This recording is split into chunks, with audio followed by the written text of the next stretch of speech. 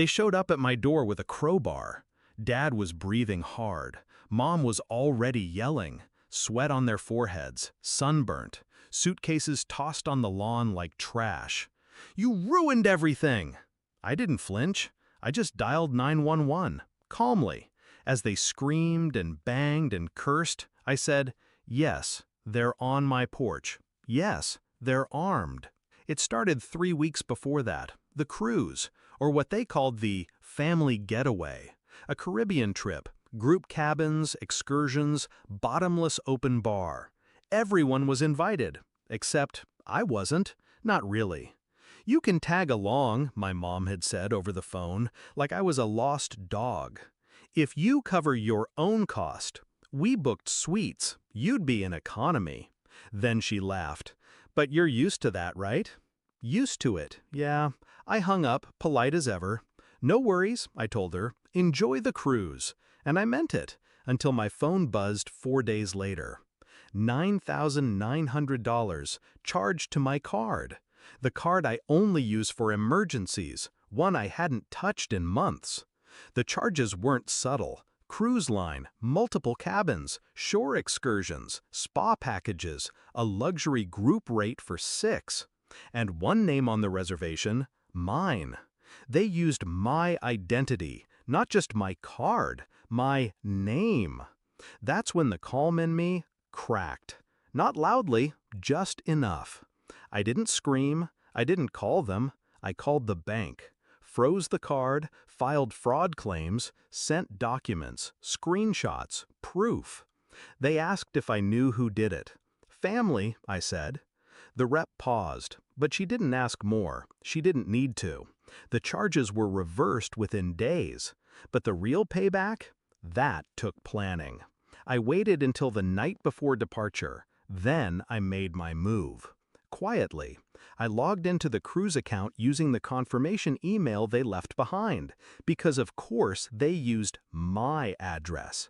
I canceled my cabin, flagged the group booking for fraudulent activity, submitted my ID, requested full lockdown on the reservations. They had no idea, no backup plan. They never imagined I'd hit back. Not me, not the obedient one.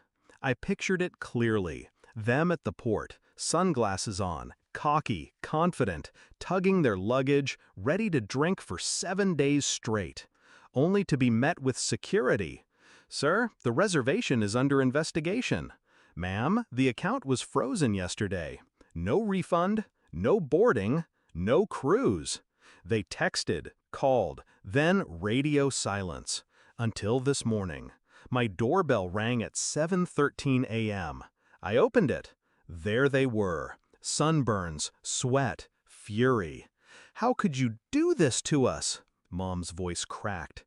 Dad gripped the crowbar tighter, like he was about to fix something.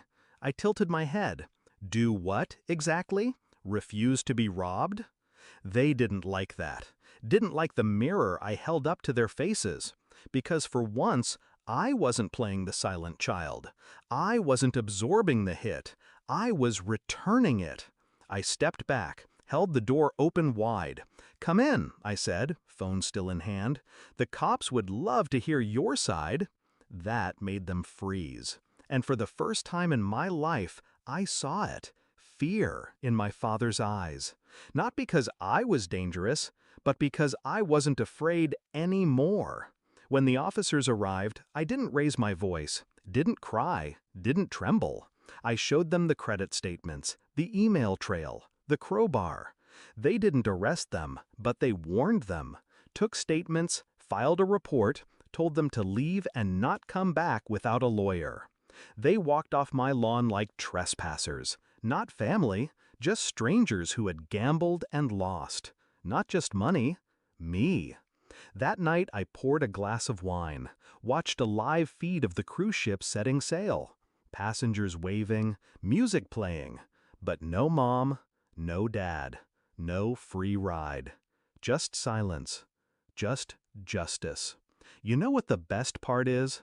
They thought I'd be heartbroken, that I'd feel guilt, regret. But all I felt was clarity.